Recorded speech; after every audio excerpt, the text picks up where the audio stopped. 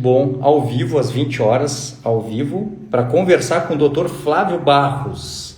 Vou colocar aqui nos comentários, Dr. Flávio Barros, Dr. Flávio Barros. Doutor Flávio Barros entrou, bem-vindo. Doutor Flávio Barros entrou. Vou colocar aqui nos comentários. Doutor Flávio Barros. Doutor Flávio Barros. Maravilhoso. Eu vou encher a bola dele agora porque eu admiro demais esse cara. Doutor Flávio Barros. Nefrologista.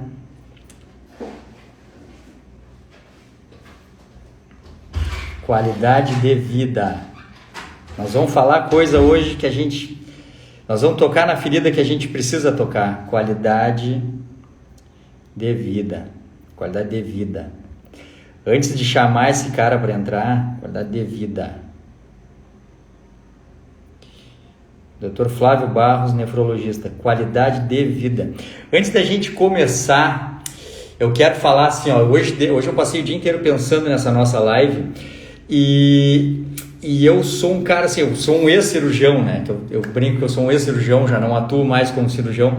E nessa minha jornada médica, desde que eu atuava só com clínica, depois com cirurgia, depois com cirurgia cardiovascular, depois com cirurgia plástica, nesse tempo todo mexendo com medicina do estilo de vida, desde que eu era só clínico até depois em que eu era cirurgião. Eu aprendi a admirar muitos colegas, algumas especialidades. A gente tem bons médicos em todas as áreas. A medicina é uma área apaixonante, muito ampla e que nos dá a oportunidade de desenvolvimento pessoal muito ampla. Mas eu aprendi que endocrinologistas são muito bons clínicos, muito bons. Eu aprendi que cardiologistas são muito, muito bons clínicos. Cardiologistas conseguem ter uma visão ampla. Agora, se tem alguma especialidade médica que oportuniza conhecer a pessoa, assim, a clínica profunda das doenças, da interação do estilo de vida com os desfechos de saúde, eu arrisco dizer, claro, a gente tem excelentes clínicos em todas as especialidades, mas os nefrologistas são imbatíveis. Eu vou dizer, não é porque o Flávio está aqui, já está aqui ao vivo, já vou chamar ele, mas os nefrologistas são os caras especiais. São os caras da alta complexidade, pacientes complicados, com múltiplas comorbidades. O nefrologista ele tem que ter uma visão aprimorada, profunda, de muita coisa. E o Flávio faz isso com uma primazia assim, invejável. Eu invejo muito o conhecimento do Flávio Barros, porque ele fez essa coisa que tem que fazer. Pegou uma especialidade top, se aprofundou. Assim. Então, Flávio Barros, já deixo aqui a minha admiração explícita, cara. Quando eu precisar de algum médico, por algum motivo, eu vou te procurar. Velho, vou te chamar agora, cara. Vou te chamar. Deixa eu achar o Flávio. Flávio é o cara. Flávio é o cara. Flávio Barros. Flávio Barros. Deixa eu achar o Flávio Barros aqui, chamando o Dr. Flávio, vindo ao lado de cá. Flávio Barros, nefrologista total do lado de cá. Mas parceiraço. Fala, Flávio Barros. Que isso, cara? Tem um elefante na sala, velho. Boa noite, meu querido. Temos um elefante na sala. O que isso significa, rapaz? Um elefante na sala? Flávio Barros, tira esse elefante da sala, Flávio Barros. A gente vai falar muito sobre esse elefante na sala. Me ouve bem? Tira esse elefante da sala, cara. Me escuta bem, querido? Estou escutando muito baixinho, Flávio. Tá bem baixinho. E agora, melhorou? Ainda tá baixinho. Eu escuto baixinho. Tá no meu máximo aqui do fone. Melhorou? Acho que então deve estar tapando teu microfone. Tá muito baixinho. Alô? Me escutam? Será tá baixinho, tá ruim. Tá ruim. O áudio tá estranho. Tá estranho esse elefante na sala aí também. A gente tem que tirar esse elefante, cara. Urgente. O pessoal da live me escuta bem? Posso falar? Consegue me escutar, pessoal? Tá baixo. Achei que podia ser só para mim, mas acho que tá baixo mesmo. Vou tirar aqui, vou tirar. Tá, tira aí. Tranquilo. Esse elefante na sala, pessoal. Que isso? Eu já sei o que é. Vamos ver, não Escutam sei. melhor? Eu acho que tá melhor agora, cara. Tá melhor.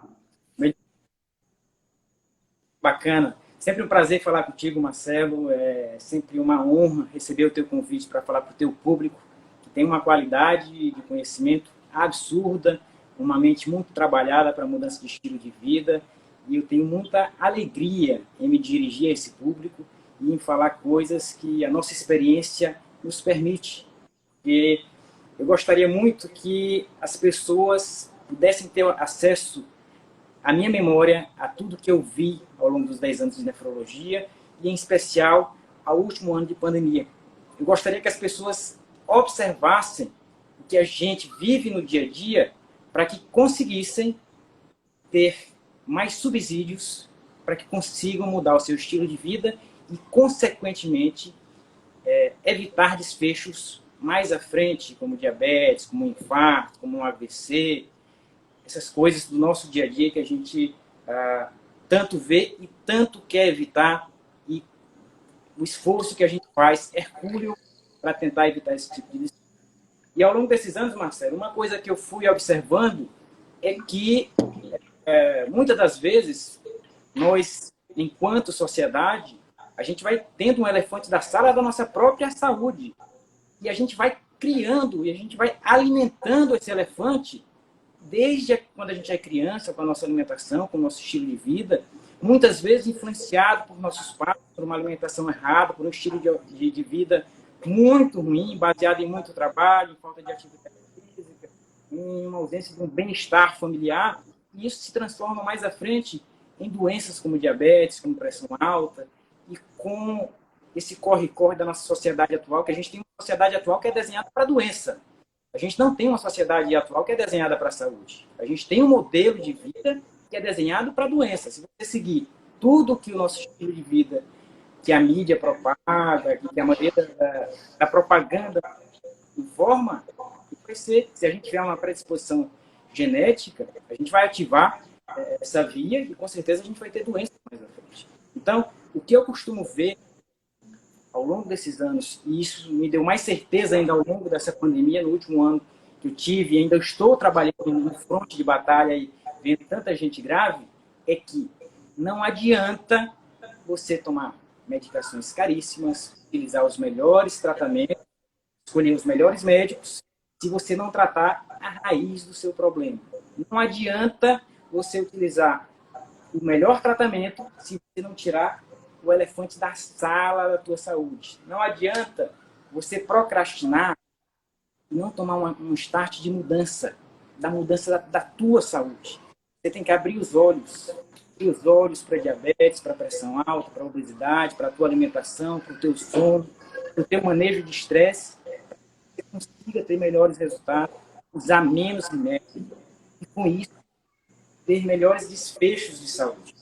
Então, eu queria começar com essa reflexão para que reflita sobre qual é o elefante da saúde, qual é o elefante, na verdade, da doença das pessoas. Porque o que a gente tem é um estado de procrastinação, de negação, muitas vezes. A gente está vivendo essa pandemia há um ano, cara, e as pessoas continuam a dar desculpas, não dar o start da mudança. Aí eu não faço agora porque está na pandemia, eu não consigo ir na academia. Faz em casa agora. Tira o elefante da sala, diminui o processado, faz uma atividade física na sala de casa. Vamos deixar de desculpa. Pô, a gente está no fronte de batalha. Vou contar um segredo para vocês. Já coloquei dezenas, talvez já vi centenas de pacientes nessa pandemia. Já coloquei talvez mais de uma centena de pacientes em diálise. Vou te contar um segredo, Marcelo. Sabe quantos tinham saúde plena? Quando eu falo saúde plena, essa saúde que a gente discute aqui, tá? Sim. A pessoa que está em forma, que tem uma cintura abdominal, uma circunferência abdominal dentro do que a gente preconiza, atividade física, manutenção de massa muscular, esse tipo de situação. Nenhum. Eu não coloquei ninguém com saúde plena em diálise. Eu coloquei pessoas de 20 aos 90 anos em diálise. Nenhum dos que precisou de diálise e que eu vi complicar tinha saúde plena.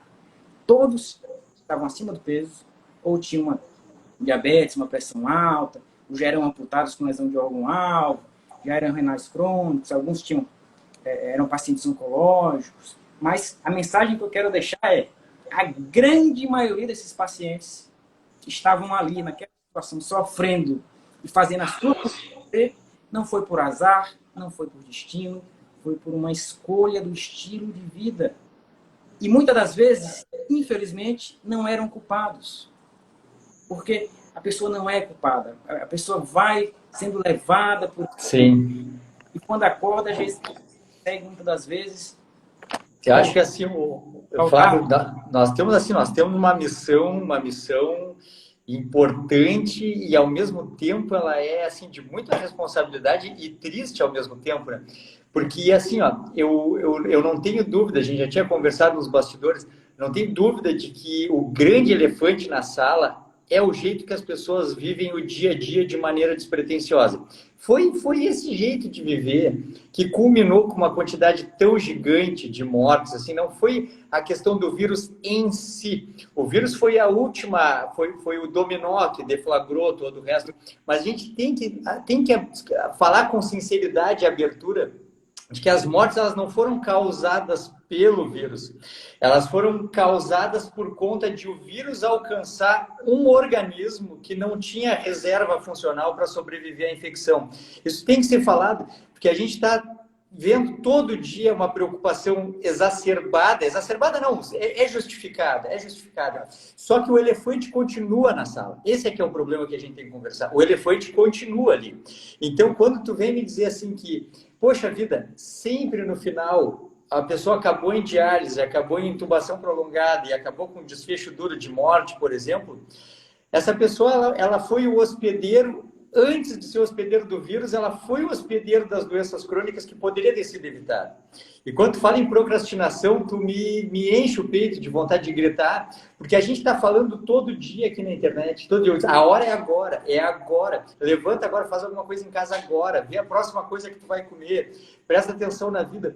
E as pessoas vão vivendo de uma maneira displicente, como se não fosse acontecer com elas, como se estivesse tudo bem, e o elefante está sentadinho ali.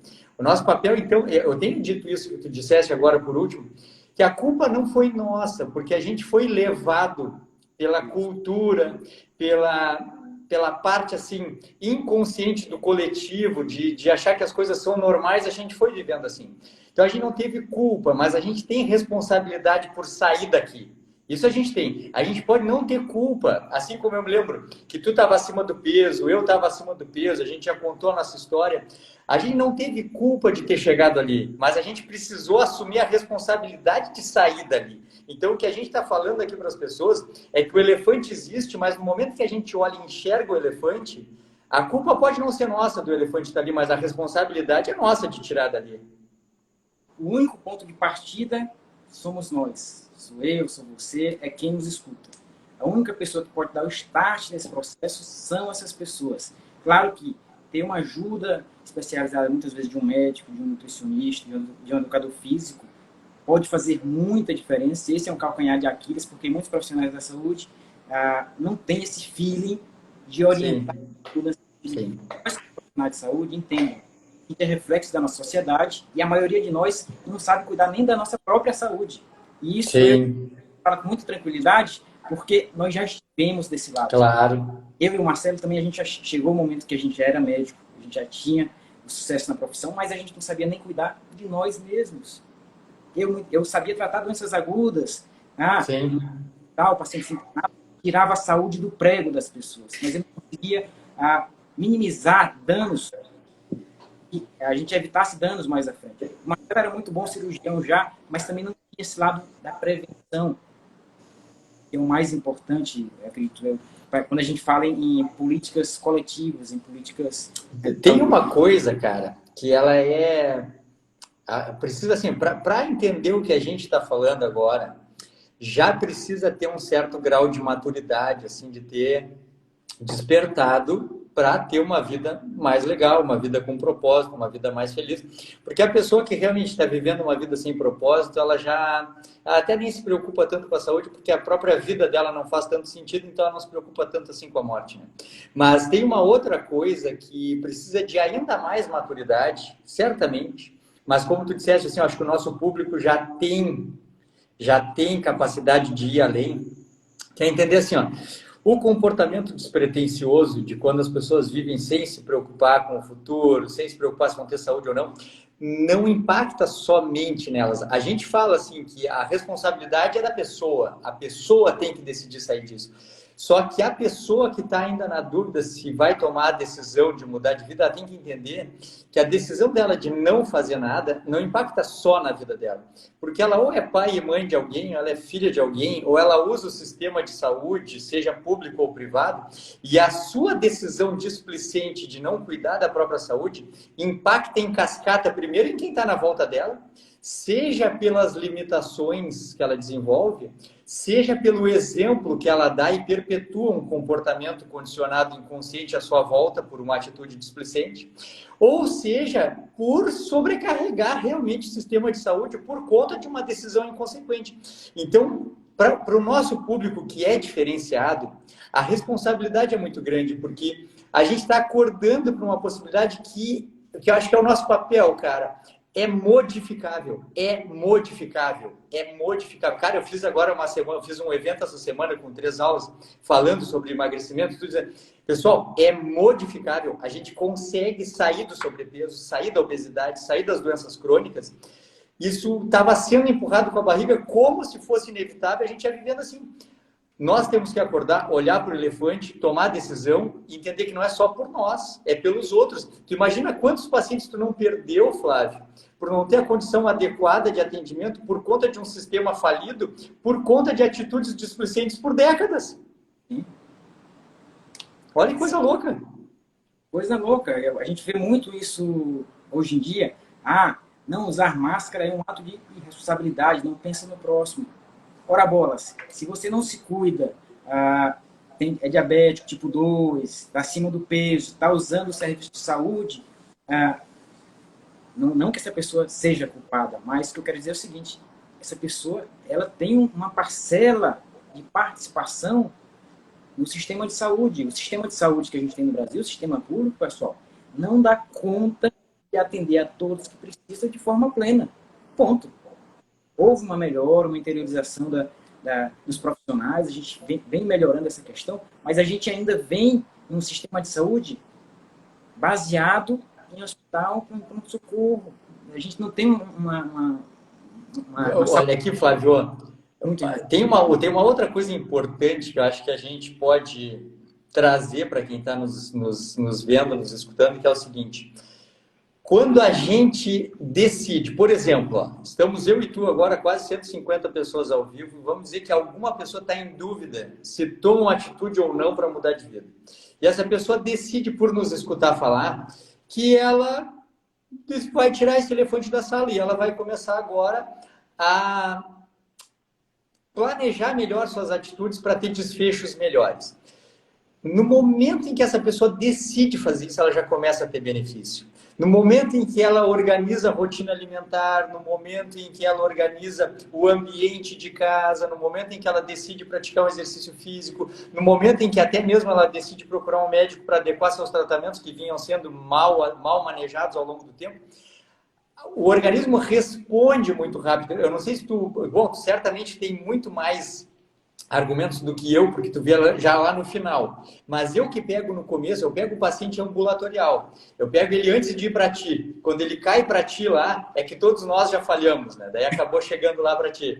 Mas o paciente que chega para mim, na parte do consultório, no Instagram, no curso, etc., ele chega ainda com a condição de mudar o desfecho. E a grande coisa que as pessoas não sabem é que quando elas começam a mudar de vida, o organismo já começa a responder. Os processos inflamatórios crônicos, o ambiente hormonal, até mesmo a própria, da tua parte, assim, aquela hiperinsulinemia crônica, retendo líquido, deixando o metabolismo inflexível, aquilo começa a melhorar no mesmo dia em que a pessoa começa a se cuidar. Então, é muito lucro para ir protelando, postergando. Como é que é a tua prática no dia a dia, Flávio? O que é assim? Qual é o teu público? Quem é o público que frequenta o consultório do nefrologista? Olha, Marcelo, para que o público entenda. A gente tem um público E aqui no Brasil, cerca de 120, 130 mil pessoas fazem diálise ou transplante, ou são transplantados, ok? 10 pessoas desse público, entre 6 e 7 são hipertensos ou diabéticos. Então, a cada 6 ou 7, muito provavelmente, tem um quadro também de excesso de peso, em última análise, a raiz desse processo, que é o diabetes, que é a pressão alta, que é o sobrepeso e obesidade, aumento da circunferência abdominal, alterações de colesterol, HDL baixo, triglicérides elevado, resistência à insulina, que denota esse quadro do pâncreas sobrecarregado por uma alimentação bem ruim, pobre nutricionalmente. E, no final das contas, esse paciente diabético e hipertenso vai maltratando os rins ao longo de anos, poucas décadas, e chega um momento que os rins não funcionam mais. Quando o rim funciona menos do que 15% ou de 10%, chega um momento que a gente tem que fazer uma terapia para substituir a função daquele rim, que já não é mais suficiente para dar conta do recado. Eu costumo brincar que os rins são excelentes trabalhadores. Eles não negam serviço de forma alguma. Trabalham 24 horas por dia, 7 dias por semana, 365 dias por ano. Mas eles não toleram trabalho escravo. Eles não toleram um regime extenuante de trabalho por muitos e muitos anos. Quando eu falo um regime desse extenuante, eu falo no diabético mal controlado, no paciente obeso, no paciente que fica utilizando anti-inflamatório para cada dor lá na pontinha da unha 3 vezes por semana, e por aí vai. Então, o nosso público, na raiz, na grande maioria das vezes, 70% dos pacientes são pacientes metabólicos. Não é que a gente pudesse deixar de existir a diálise, mas sobraria para as doenças genéticas, doenças isso aí. Doenças autoimunes, para aquelas situações em que a genética, infelizmente, fala mais alto, às vezes teve algum gatilho para que a doença se apresentasse para ele, se a gente excluísse esse quadro inflamatório da síndrome metabólica em sua raiz, a gente conseguiria reverter grande parte da diálise dos nossos pacientes. E assim, ó, mesmo aquela pessoa que tem um gatilho genético forte, assim, que precisa de pouco estímulo ambiental para que deflagre uma doença, mesmo essa pessoa, se ela chegar na doença que tem uma determinação genética maior, mas ela chegar na doença com uma qualidade de vida melhor, a sobrevida e a qualidade de vida dela é muito maior na diálise, ou para sobreviver a um transplante, ou qualquer terapia crônica que precise de cuidado. Se ela chega lá saudável, com peso adequado, com a pressão controlada, teve um problema genético, mas tem um arcabouço metabólico, uma reserva funcional muito grande dos outros órgãos, é outra qualidade de vida para essa pessoa. Então, mesmo a pessoa com determinante genético muito forte, rins policísticos, etc., mesmo essa pessoa não tá livre de ter que tirar o elefante da casa, né, da sala. De forma alguma, a gente sabe que grande parte da nossa herança genética ela só se manifesta, vai se manifestar na sua vida se você der oportunidade para que isso aconteça. Eu, por exemplo, tenho uma raiz de diabetes tipo 2 muito forte na minha família. Também. Então, eu iria ser um diabético, isso é fato. Eu já tinha uma hiperinsulinemia, uma insulina de jejum de 20, triglicérides 200, estava 15 quilos acima do peso. Eu não precisava ficar muito fora da estrada por muito tempo para que isso. O meu limiar para que acontecesse comigo não é tão grande, entendeu? Eu tinha um limiar reduzido para esse tipo de situação. Ainda bem que consegui ter acesso a essa informação e acordar antes que acontecesse o pior com a minha pessoa, e prejudicasse minha família, né, numa última situação. E com isso, quando eu vi essa situação, ligou uma luz na minha cabeça. Pô, o quanto de bem eu posso trazer disso para minha prática clínica, ajudar meus pacientes, ajudar meus familiares. E isso mudou minha prática clínica radicalmente. Eu tenho muito mais alegria, sou muito mais realizado com o que eu pratico hoje. Eu fico de alma lavada com as orientações que eu consigo dar a quem me procura, de mudança de estilo de vida, de sugerir uma mudança alimentar, de procurar um profissional especializado naquela área. Então, hoje, por exemplo, eu recebi uma foto de um paciente meu, não tem nem um ano, ele tem 56 anos, diabético há 15 anos, o rim funcionando 30%, 25 quilos, quase 30 quilos acima do peso. Isso, vamos fazer uma low carb, dieta de carboidratos. Você vir reserva pancreática dele, você tem que reverter esse diabetes, vamos para cima. Vamos. Boa. Fez uma low carb, E aí, reverteu o diabetes em 4 meses, cara. Perdeu 30 quilos. Cara, que coisa gratificante, né, cara? E mandou hoje o aniversário, a foto do aniversário dele. Olha aí, doutor, 30 quilos menos, estou fazendo aniversário. Cara, então eu vou te contar uma, então, cara, pra enlouquecer. Cara, ontem eu chorei, assim, eu sou um chorão, né? Eu me seguro, assim. Cara, ontem eu tava aqui, e aí eu tô aqui com a Ana e o Daniel, que são meus suportes. Eu poderia dizer que são meu braço direito e esquerdo, não, mas os dois são meus braços direitos. E aí a gente tava recebendo e-mails das pessoas que estão se interessando para fazer o curso e tudo. Mas uma mulher mandou um e-mail assim, ó, que ela tava com sobrepeso e a filha dela tava, cara, com bastante sobrepeso, assim, nitidamente ela mandou foto. E aí, por ela nos seguir, assim, me seguir, te seguir, a Maíra Soliani, a Regina, esse pessoal todo que está mudando, assim, ela mandou uma foto dela e da filha. E depois, cara, mandou uma outra foto da filha dela fazendo receitas, assim, cozinhando 10, é uma mocinha de 10 anos, com 10 quilos mais magra, cara. Em pouquíssimo tempo, só tu vendo o semblante, velho. Cara, medicina ou é para ser isso ou não é para ser, né, cara? Pelo amor de Deus. Cara, olha o impacto que tem, velho. Olha como a gente toca pessoas que a gente nem nunca viu, cara. E isso é uma medicina muito maior. Assim, ó, eu até pouco tempo eu ficava trancado no consultório, falando com uma única pessoa por vez e torcendo para que conseguisse tocar na cabeça daquela pessoa, né? E hoje, Flávio, a gente está aqui falando, cara, essa é a nossa live aqui.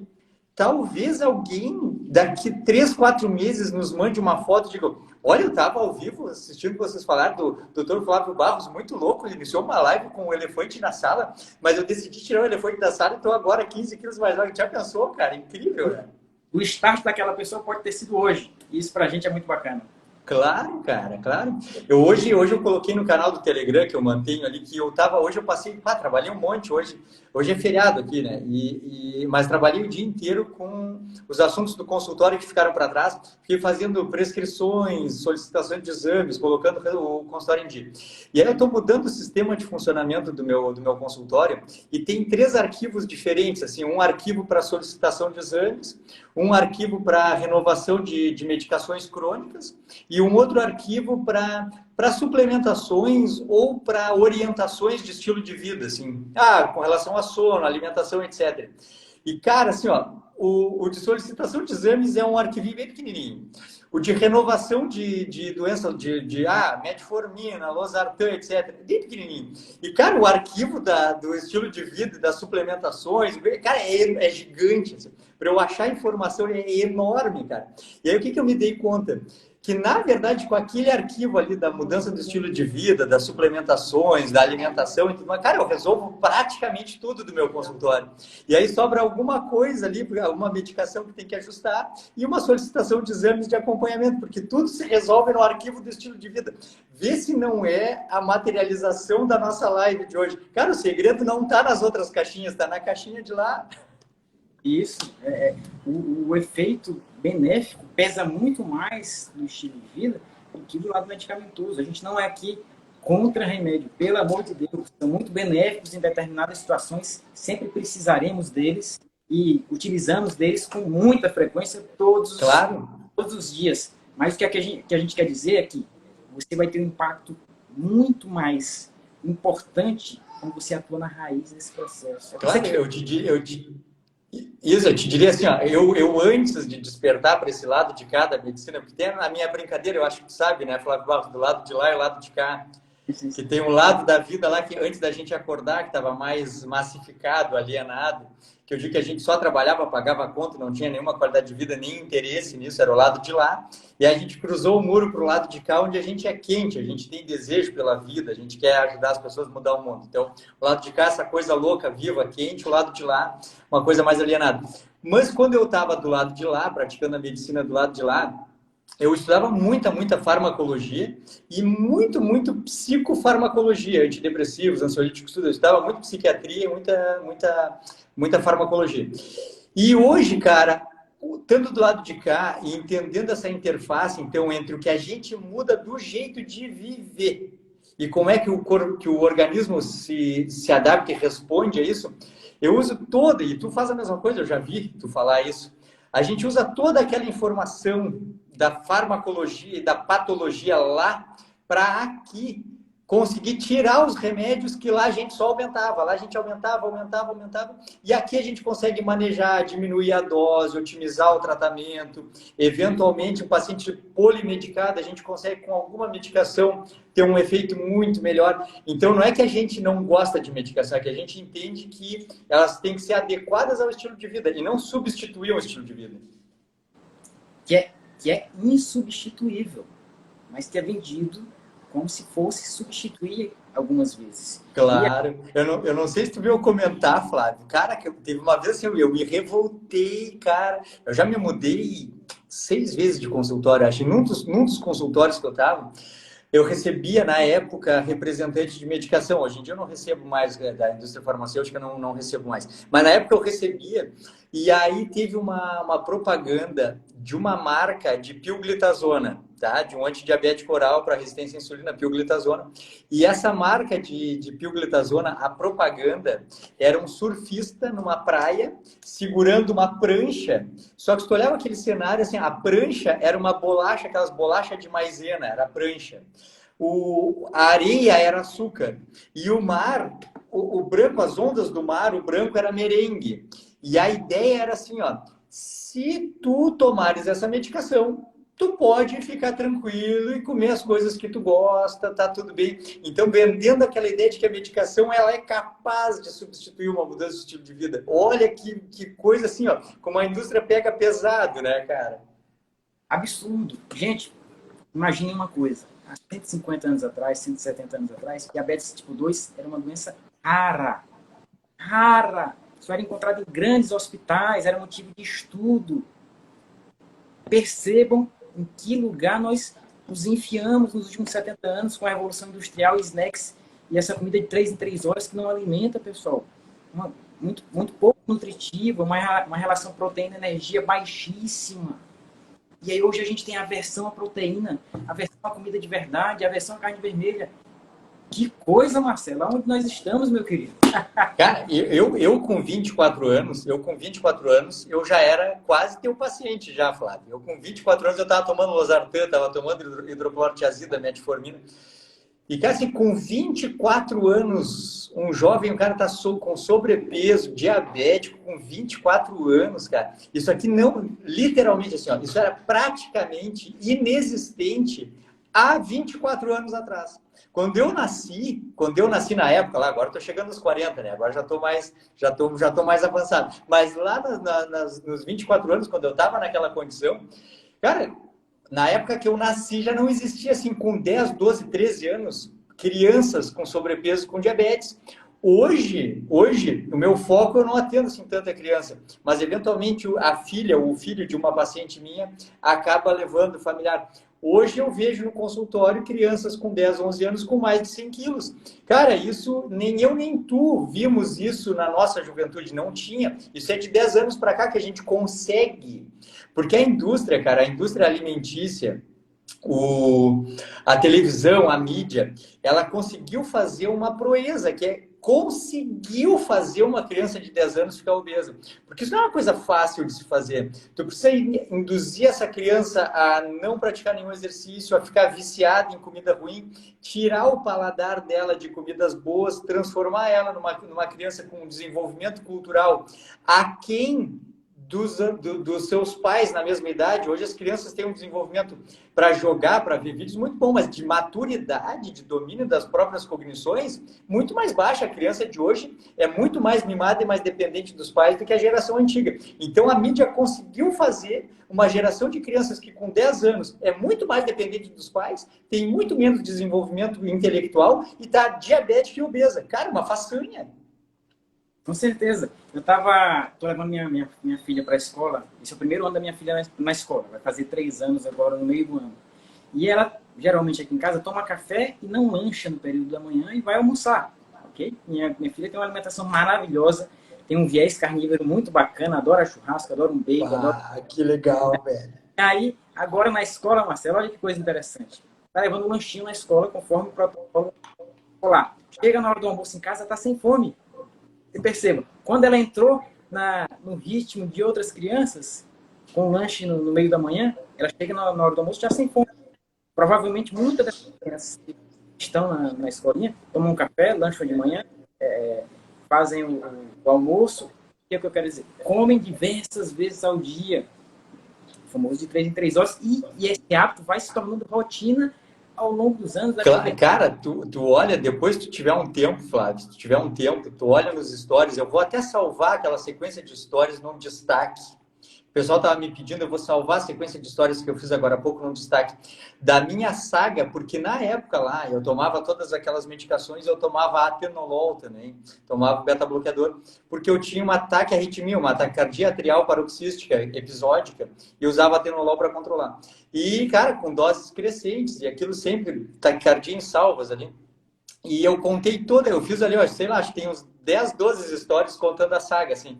E claro, eu tava sempre comendo, era sempre farinha e açúcar, era sempre bolacha, era sempre açúcar no café, era um pastel, era pão, depois comia massa e comia lasanha, e chocolate, refrigerante. Para um cara chegar nos 100 quilos com 20 e poucos anos, não foi comendo ovo e salada, né?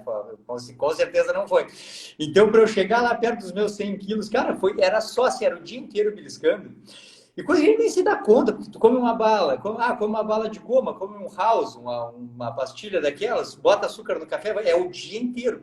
Então, se eu ficasse uma manhã, que eu pulasse assim algum dos beliscares que eu tinha no meio da manhã, eu já tinha aquela taquicardia. E aí, mas é hipoglicemia. Aí tu ia medir a glicose, a minha glicose era sempre 200, 230. Ia medir, tá com hipoglicemia. Não, tava 200 de novo, não era hipoglicemia. Na verdade, assim, aquela hiperinsulinemia crônica me mantinha numa tendência à hipoglicemia. Se eu não comesse, a minha adrenal pirava, liberando cortisol, adrenalina, noradrenalina, meu coração explodia. E aí, quanto mais atenolol eu tomava, mais adaptação, mais down regulation dos receptores eu tinha, uma dose maior eu precisava, e ficava naquele ciclo.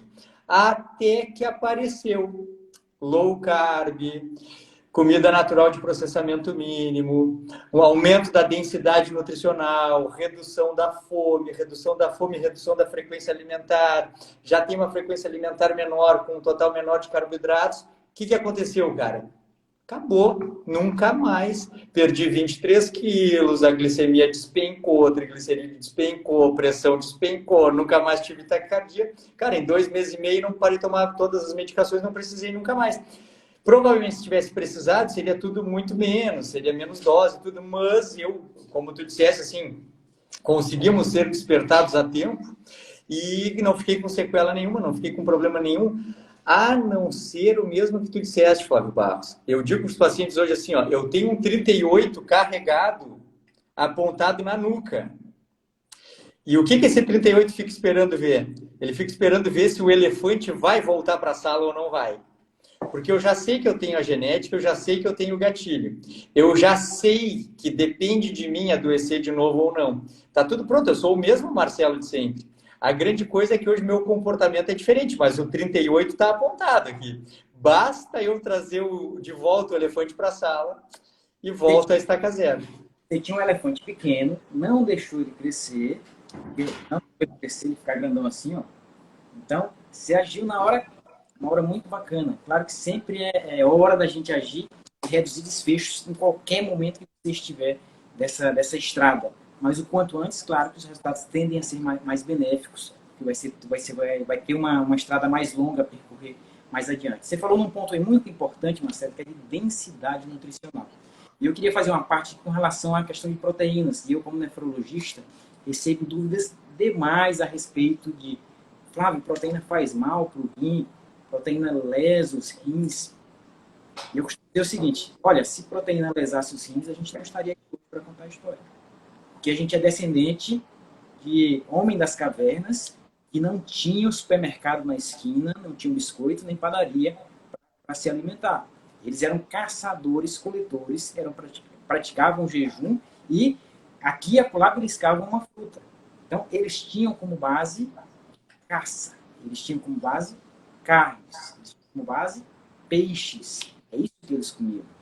Então, se houvesse uma lesão renal importante com proteína, a gente não estaria aqui para contar a história.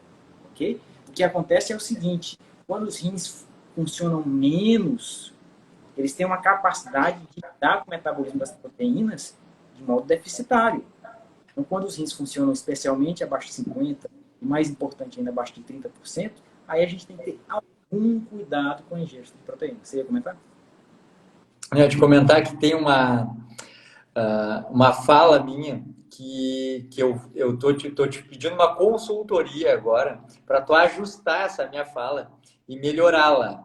Porque uma coisa que eu digo assim, uma coisa que acontece quando a gente inicia low carb, algumas coisas acontecem de desfechos preliminares, algumas coisas se variam até que tudo se ajeite, assim.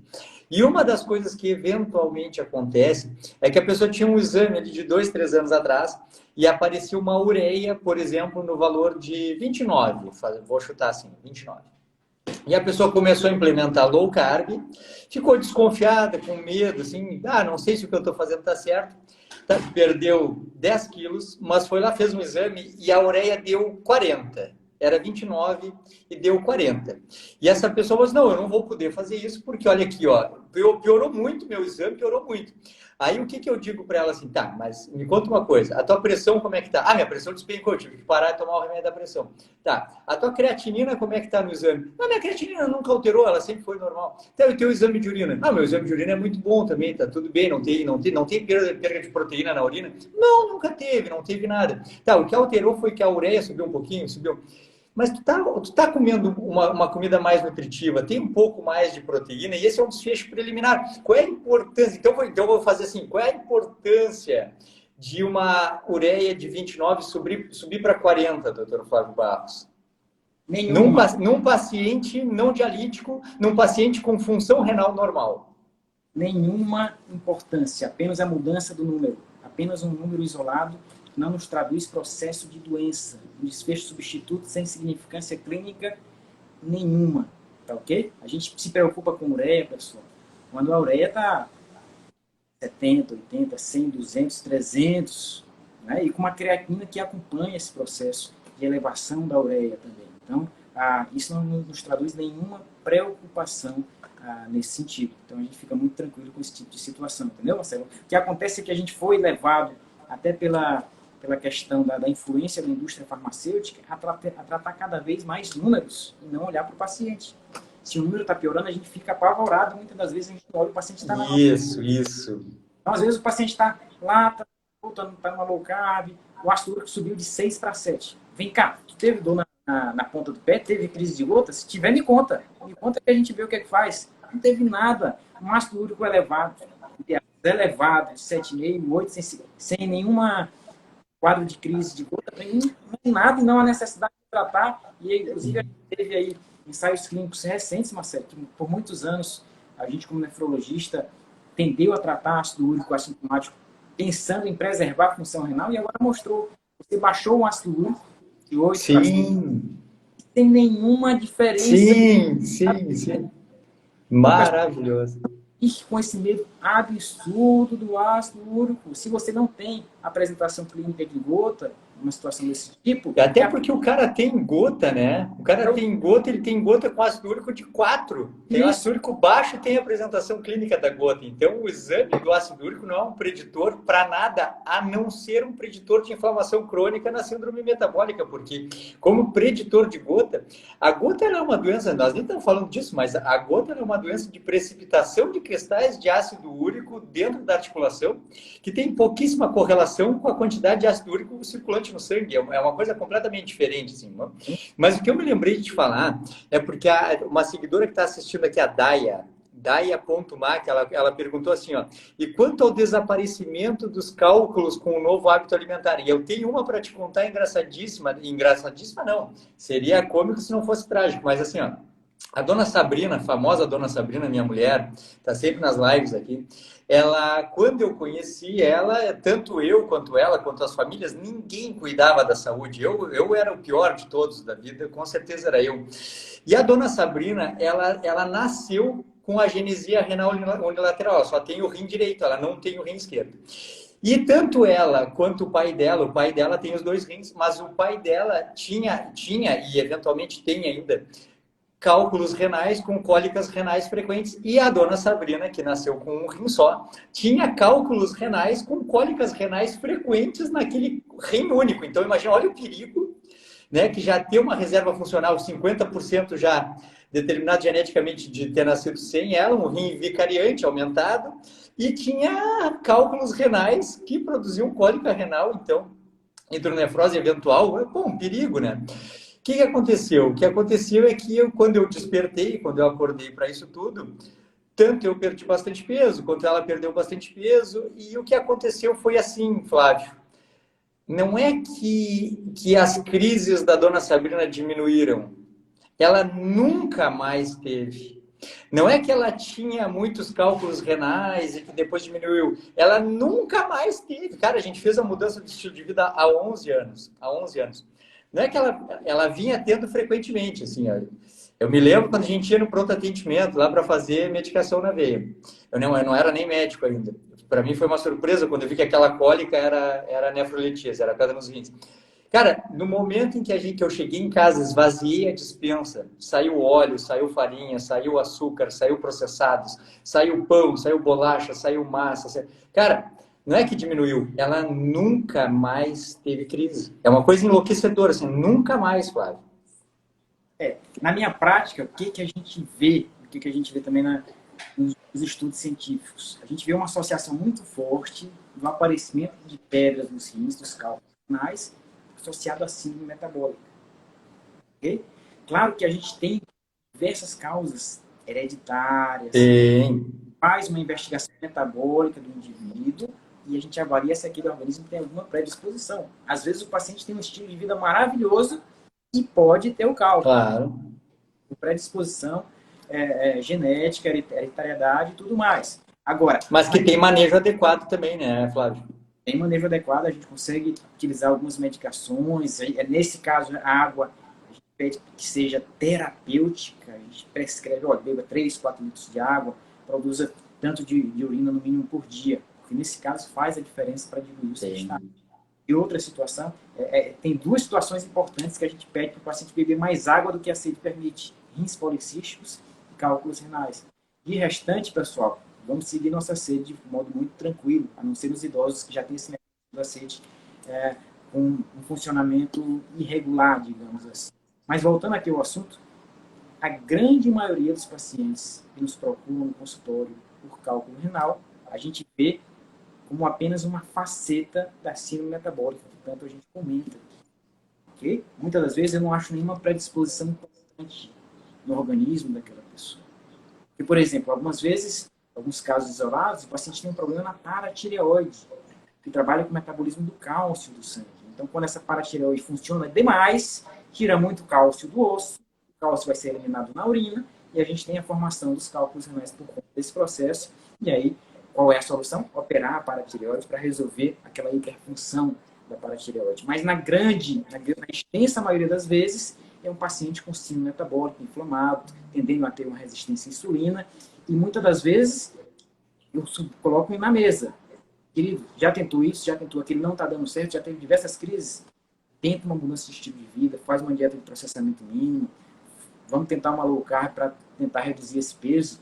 Então, isso eu faço hoje com muita tranquilidade. Ah, Flávio, existe um mecanismo que a proteína vai levar a uma maior formação de cálculos renais.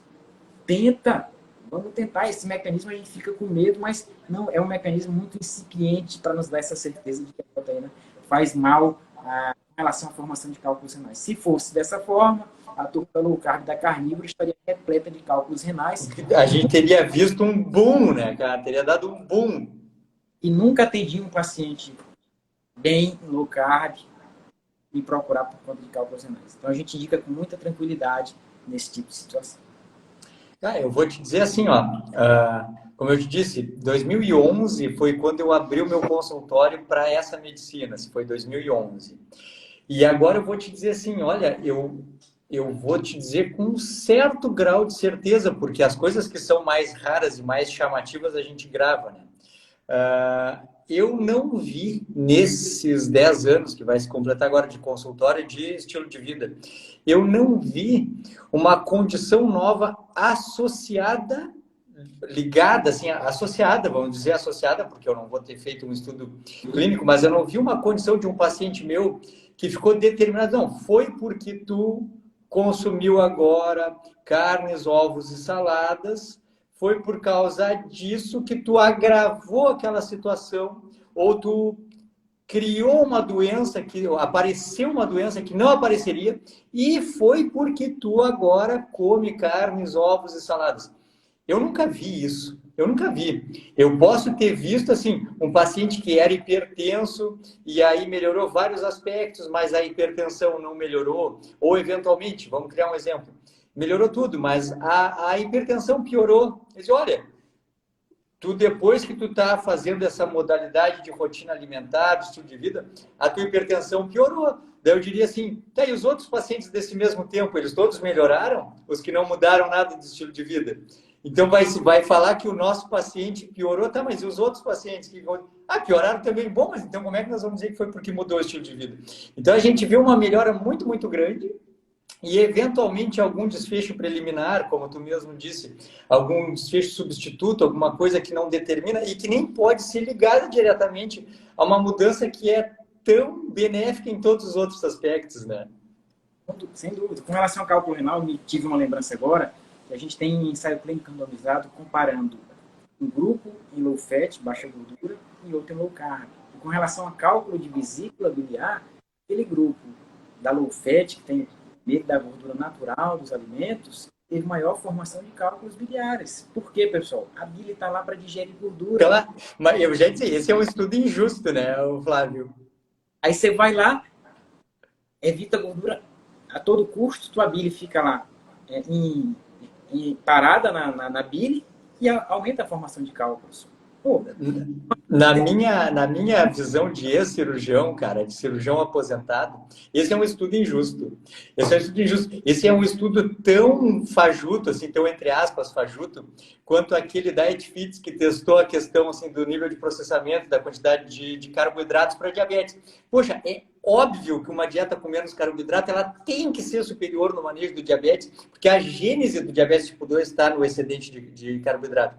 E esse estudo, ele para mim, ele se compara a mesma coisa. A função da vesícula é digerir a gordura, é a função dela emulsificar. A gente libera a colecistocinina, que é o hormônio que esvazia a vesícula, quando come gordura. Então é óbvio que uma dieta de mais baixa gordura vai produzir mais cálculo, porque a estase biliar é o fenômeno inicial. Mas eu sei que eu estou brincando, porque a maioria das pessoas não sabem disso, e até os próprios colegas dizem que é a gordura que causa cálculo biliar. Então, claro, para nós é uma coisa até jocosa, engraçada, falar que gordura poderia dar cálculo biliar, já que a gordura mantém a vesícula vazia produzindo colecistocinina. Mas eu sei que do lado de lá do muro isso é uma coisa muito desconhecida ainda, né? Com certeza, com certeza. Isso é muito importante a gente comentar, porque o pessoal às vezes evita carnes vermelhas, queijo, por conta da gordura. Com medo da gordura.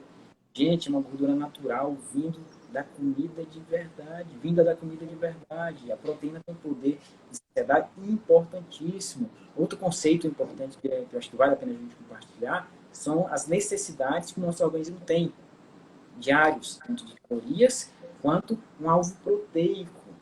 Quando a gente tinha uma alimentação, enquanto sociedade, de mais densidade nutricional, ou seja, aqueles alimentos mais ricos em proteína, a gente atingia tanto o alvo proteico quanto o alvo calórico num ponto ideal, num ponto tranquilo. Acontece que, como a gente foi tendo alimentos cada vez menos nutritivos, traduzindo melhor, cada vez com uma menor densidade de proteínas, a gente tem uma grande quantidade de energia, uma pequenina quantidade de proteínas. Então você atinge o seu alvo calórico e não atinge o seu alvo proteico. Você não vai seguir comendo, né? Vai ter que seguir comendo até atingir o teu alvo de proteínas naquele dia. E aí você tem um excesso de energia para que o teu corpo lide. E aí, nesse caso, uma alimentação onde você prioriza as proteínas tem um impacto profundo na saúde, uma mudança que não é das mais... é uma mudança tão simples de fazer, né? Para que a gente consiga... E certamente, sim, de tudo que a gente pode... Porque estilo de vida, né, Flávio? Estilo de vida, ele é muito mais do que alimento. Estilo de vida é o jeito... o estilo de vida já começa pelo jeito que a pessoa vê a vida. Vamos trazer o nosso discurso de agora há pouco, de minutos atrás.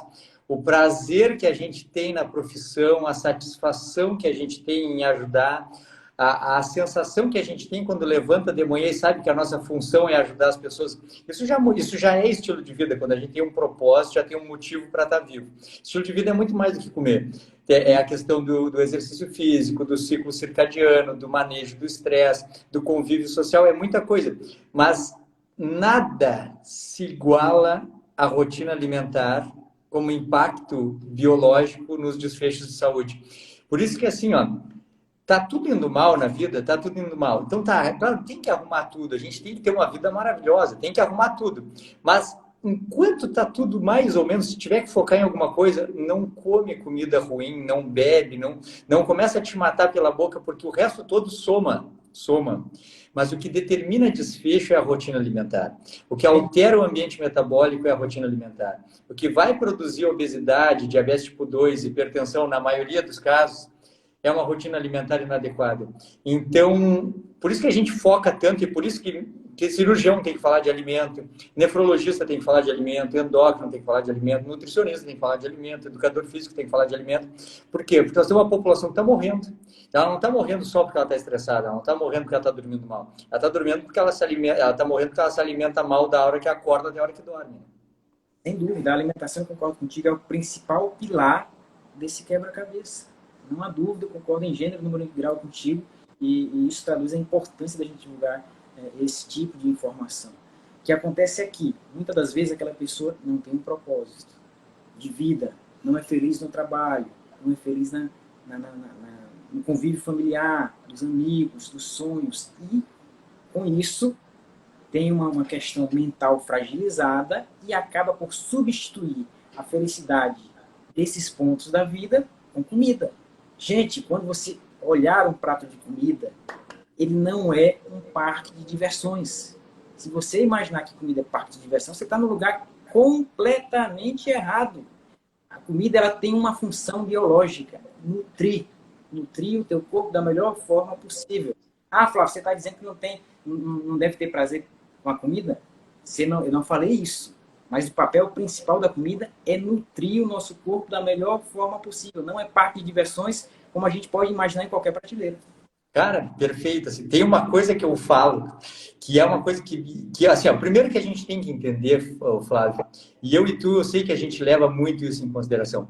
A gente lida com pessoas reais, da vida real.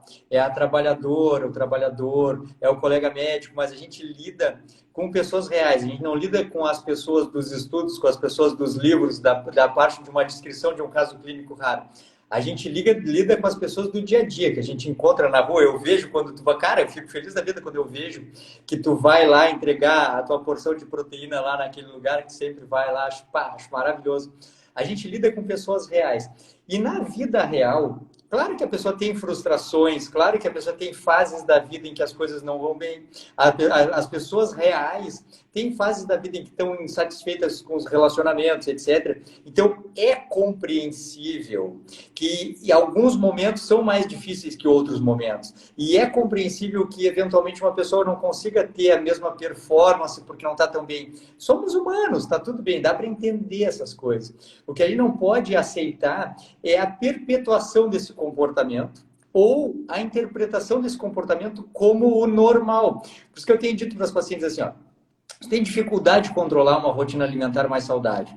Tem dificuldade de deixar de comer aquela comida que é de conforto, aquela comida que é emocional, ou desconta as emoções na comida. Eu falo claro com a paciente, tá, será que é o teu momento de emagrecer? Porque como é que está o resto da tua vida que faz com que o teu único prazer seja comer? Será que é a hora de tu focar na alimentação e no emagrecimento? Será que não teria que voltar um pouco para a tua vida, olhar para dentro de ti, ver que mulher tu está sendo, que esposa tu está sendo, que filha tu está sendo, que mãe tu está sendo, e tentar descobrir onde é que é esse buraco emocional que faz com que tu tenha que descontar tuas emoções na comida porque tu não está feliz? Então tá tudo bem não ser feliz o tempo inteiro, tá tudo bem. A gente só tem que entender que se o único prazer da vida está sendo a comida, a vida em si está muito ruim. Então não é hora de tentar focar em emagrecer. Relaxa então. espera um pouco e vai cuidar dos outros parâmetros da vida. Não tem problema nenhum fazer isso junto com a educação alimentar. Mas ficar tentando emagrecer dentro de uma vida muito ruim é insano, porque o nosso corpo, a nossa biologia, a nossa mente, ela precisa de prazer e recompensa. Por que eu e tu, Flávio, por que a gente tem tanta facilidade para manter um estilo de vida saudável? Porque a gente ama o que faz, porque a gente tem felicidade na vida, porque a gente não precisa descontar as emoções num prato de comida. Por quê? Porque a gente tem alegria da hora que acorda até a hora que dorme. Mesmo que eu tenho certeza que a gente tem momentos ruins. E tá tudo bem ter momentos ruins, porque nós também somos humanos, mas a gente está focado numa qualidade de vida diferente. Por isso que eu digo que emagrecer é muito mais que perder peso, emagrecer é performar, e não existe emagrecimento sem mudança no estilo de vida. E esses momentos ruins são muito importantes para a gente criar casca, são aprendizados que a gente vai tendo cada vez mais, e com isso a gente vai ficando mais forte mentalmente, inclusive. Com o passar, casos que a gente tem da vida, as dificuldades, sejam familiares, sejam profissionais, em qualquer campo da sua vida. Mas eu acredito que essa questão da inteligência emocional hoje na nossa sociedade deve ser trabalhada de um modo muito importante, e é algo que a gente não tem nas nossas escolas, nas nossas universidades, a gente não dá o devido valor a esse tipo de questão. A gente tem uma formação muito técnica e uma formação, esse processo de construção de inteligência emocional muito pobre. Cara, aqui, se tu olhar aqui eu não estou no meu consultório, mas no consultório tem mais livros também. Se tu for olhar, eu tenho, assim, bastante livros técnicos, mas eu tenho, assim, eu te digo com certeza, tanto aqui no escritório que eu estou gravando, quanto lá no consultório, muito mais de 70% dos livros são sobre a mente e o comportamento humano. Muito, muito mais. Muito. Então, vamos dizer assim, que 30%, 40% dos livros são técnicos. E por que é isso? Porque de nada adianta a gente dominar toda a medicina e o nosso paciente não fizer o que é proposto porque não entende o que a gente está falando. Então, muito mais do que tem aqui, depois eu vou te mandar fotos. Cara, é mente humana e comportamento. Sem mudança comportamental, foi até motivo das aulas que eu dei essa semana, sem mudança cognitivo-comportamental, de baixo para cima a bioquímica não vai funcionar nunca. Então, como tu disseste, assim, a nossa formação ela é muito técnica, muito mecanicista, mas para essa população nova que está chegando, que está nos procurando, a gente tem que trazer muito mais do que dose de remédio e valor de referência de exames. Eu tenho um arsenal muito grande assim de tratamentos e tudo, mas eu não trago isso para o Instagram. O que eu trago para o Instagram? Motivo, cara, motivo. Para mudar de vida, motivo. Sem motivo, vai ser só um comprimido, né? Com certeza, com certeza. E a gente não vai ter a força para que a gente consiga fazer a mudança de estilo de vida desse paciente. A gente tenta, ao máximo, tentar estimular o start desse processo, que o paciente consiga seguir isso como estilo de vida. Uma coisa importante, por exemplo, é o processo de formação do hábito das pessoas. Muitas das vezes a gente faz hábitos de modo automático. E a gente imagina que a gente está tendo alguma escolha naquele tipo de situação. Nada disso. Muitas vezes tem hábitos automáticos, puramente automáticos, você não consegue ter um poder de decisão naquele processo, até você entender esse processo de gatilho e recompensa que você está metido.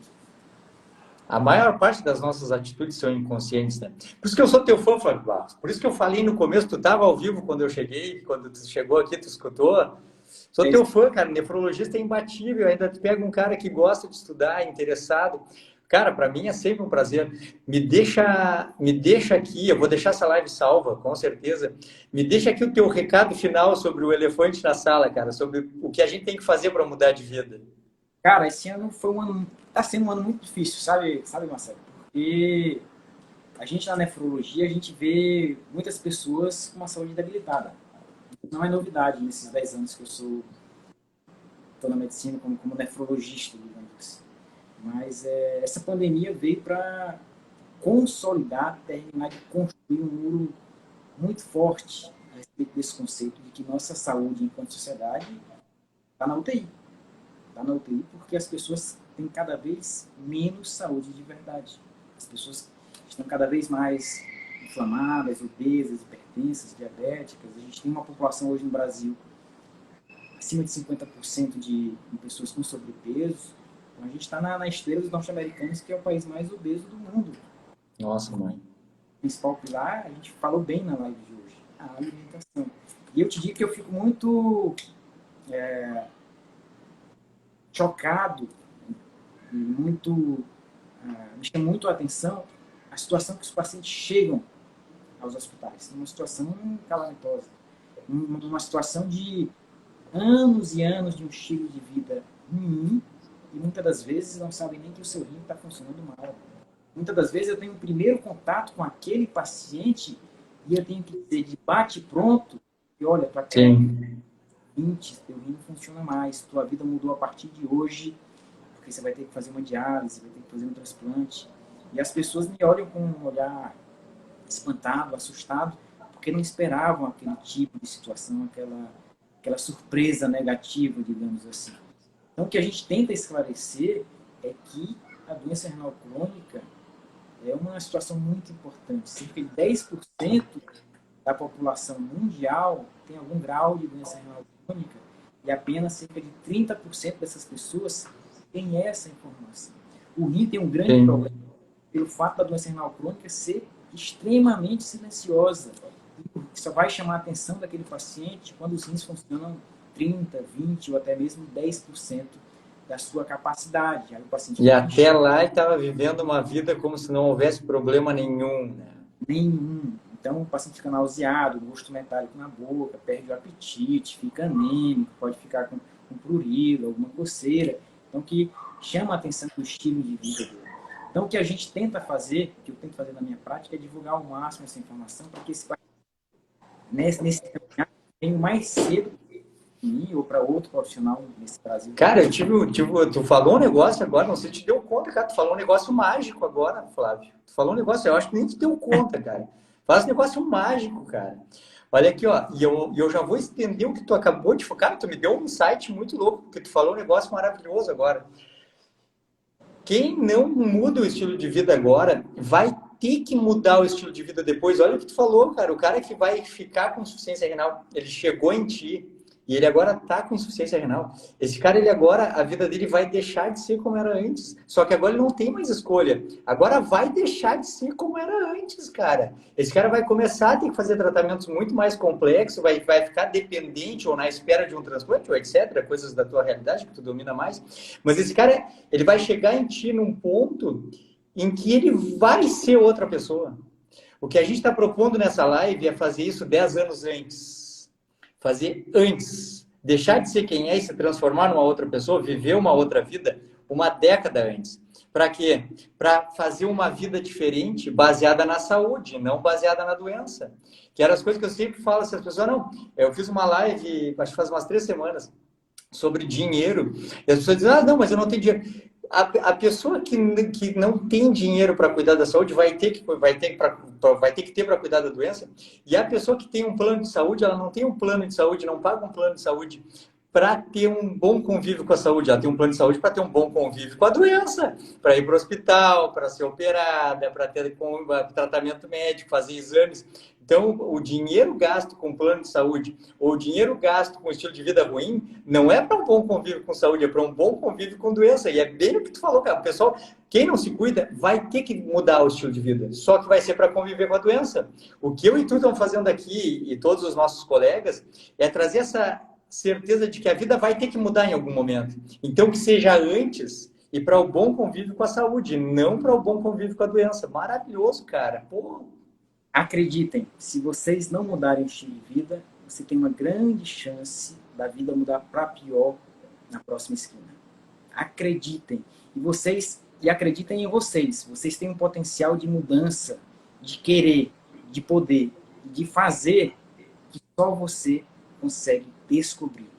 Coloque fé na sua mudança, procure um profissional muito bom, cara, para ajudar, e eu tenho certeza que você colherá bons resultados. Muito bom, cara. Cara, muito bom, velho. Essas lives, cara, eu fico louco, cara. Fico louco. Obrigado, meu. Obrigado por vir aqui. Obrigado por aceitar conversar. Para mim é uma honra, uma honra te ter como colega. É uma honra te ter como parceiro, da gente poder conversar, trocar ideia. Eu tenho dito assim, para mim foi uma honra, eu me sinto honrado de ter gravado um curso inteiro e coisa e tal, ter disponibilizado, mas, cara, eu vou te dizer, eu te admiro tanto, que para mim é uma honra te ter como bônus lá do curso. Eu assisti a tua aula, vou te contar assim, ó, quando eu fiz a primeira turma do curso, aí, claro, muita coisa para resolver, né, muito problema para resolver, e aí eu fiz... começou as aulas da primeira turma e eu assisti a tua aula de madrugada. Eu assisti a tua aula, era umas 3 da manhã, era, sei lá. Pessoal, eu tinha conseguido fazer tudo dar certo, Adrenalina a mil, né, cara, mil. Assim, pupila dilatada, 3 da manhã, eu acordado, assim, consegui, porque é muito louco, né? E aí, fui olhar o curso, eu olhei, coisa. Flávio Barros, cara, eu degustei a tua aula prontinha na plataforma, assim, 3 da manhã. Eu disse, esse cara é muito bom, velho, muito legal. Obrigado, cara. Eu vou deixar um recado para todo mundo que está nos assistindo agora. É obrigatório ir lá no perfil do Flávio Barros, começar a seguir o Flávio Barros, olhar tudo que ele bota lá, colar direto. Olha o que eu falei, vai lá e olha lá o Flávio Barros. Eu marco sempre que eu posso. É um cara que eu admiro. Então, muito obrigado, Flavião. Para mim foi maravilhoso mais uma vez. É um grande prazer, uma grande honra falar contigo, com o teu público, e a gente sempre deixar essa semente para que outras pessoas consigam mudar, consigam ter melhores desfechos, consigam ter mais saúde e mais felicidade, que é o que a gente precisa na nossa vida. Ter um propósito, para que a gente acorde todo dia 5h30, 6 da manhã e faça o que deve ser feito sem procrastinar, sem que as melhores desculpas consigam estacionar esse processo. Então, um grande prazer. Muito Vamos bom. em frente, e tem muita coisa boa. Vamos lá, todo mundo junto. Valeu, cara, valeu. Obrigado, meu velho. Tudo de bom, tudo de bom. Boa noite, um beijo na família aí. Tudo de bom. Grande abraço. Até mais, tchau, tchau. Rapaz, tá devendo a visita aqui no Maranhão. Vou sim. Até mais. Um abraço, tchau. Tá louco, cara. Tá louco, pessoal. Muito bom, muito bom. Muito bom. Quando eu falo que a gente tem que se cercar de gente do bem, torna as coisas mais fáceis. A gente se cercar de gente do bem torna tudo mais fácil. Quando eu falo assim que mudar de vida envolve mudar o ambiente, que a gente tem que chegar em casa, como eu digo, cheguei para a dona Sabrina, que nós vamos mudar tudo, coisa e tal. A gente tem que mudar o ambiente social e começar a conviver com gente. Então, olha como é fácil para mim me manter num estilo de vida saudável, me cercando de vocês, são tops, vocês todos, e me cercando de gente do bem. Para mim é muito mais fácil, porque o ambiente me ajuda. O ambiente me ajuda, eu convivo com pessoas do bem. Na minha volta tem água mineral, tem comida, tem tudo. Eu tenho uma rotina de pegar sol, sair de casa, porque as pessoas com quem eu convivo já fazem isso, os meus grupos fazem isso, os alunos fazem isso. Então é muito mais fácil. Façam isso, mexam no ambiente, mas mexam no ambiente social também. Para mim foi um prazer. Tudo de bom. Façam uma coisa por vocês mesmos hoje, não deixem para amanhã. Otimizem o estilo de vida, tomem atitude, pulem na piscina de uma vez, tomem as rédeas da saúde, tá? Beijo em todos, Vou deixar salvo agora. Beijo, até mais.